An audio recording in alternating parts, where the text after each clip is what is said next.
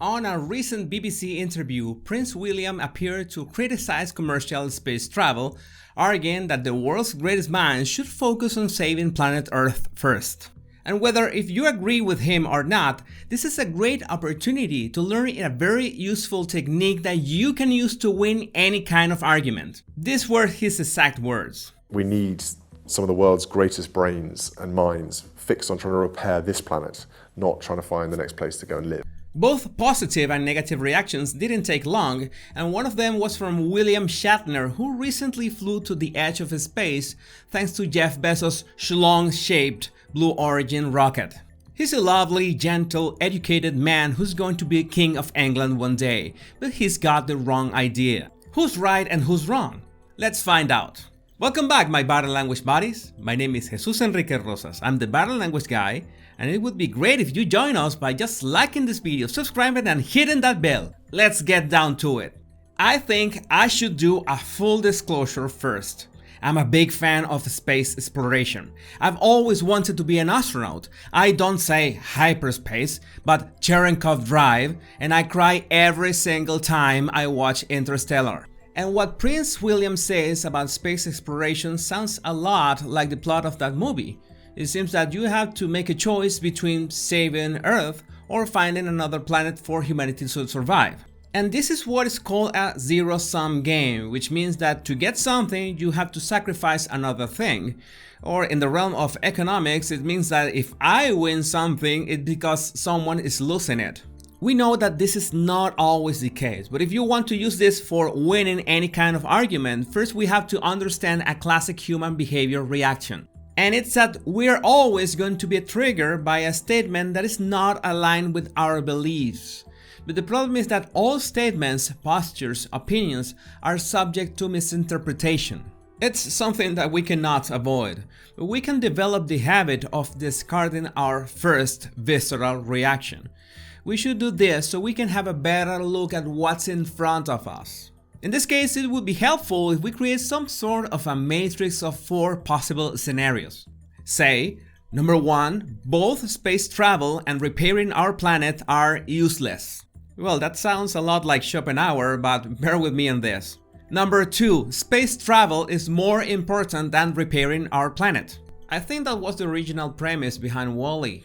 Number 3, repairing our planet is more important than space travel. And that sounds a lot like Prince William's stance, right? But then we have number 4, repairing our planet and space travel are equally as important. And this is where we get to the argumentation part. When someone makes a statement that triggers you, you should refrain from displaying your first reaction to that until you are really sure what the person means and you confirm that there's absolutely no common ground. It's like you got 2 hypothetical parties, one that says elephants should be protected by government-approved reserves, and the other says no, elephants should be protected by private sector initiatives. In this example, it's very easy to spot that there's a common ground to both statements. Both parties want to protect the elephants, so that's the common denominator. In every negotiation, no matter if it's business or conflict resolution or with your family, you have to focus first on what both parties agree on. What is the common denominator? Because that's when you use your battle language to say, hey, we both want the same thing. We both want to protect the elephants. Let's start there. It's not really about winning an argument, it's more like reframing the interaction between parties from confrontation to cooperation. And it takes just one sentence for that. We want the same. So in this case, between space exploration and repairing planet Earth, what do you think could be the common ground? And one very easy to think of is more efficient energy sources. The space exploration requires efficient rockets, an efficient way of creating tons of energy, and clean and efficient energy creation is something that our planet desperately needs. So in the strict sense of both stances, we have at least one common denominator between both arguments. I'm sure you can come up with many others in the comments. What really happened with Prince William's words was a misunderstanding and people expressing their first reaction to it. I mean, as much as I want to go to Mars and change my YouTube channel name to The Space Marine Guy, Prince William has a point. And I don't think he's unaware of the improvements that space exploration has meant for humanity. In fact, one of the finalists of the Earthshot Prize is Wota, a Japanese startup that converts 98% of wastewater into drinking water.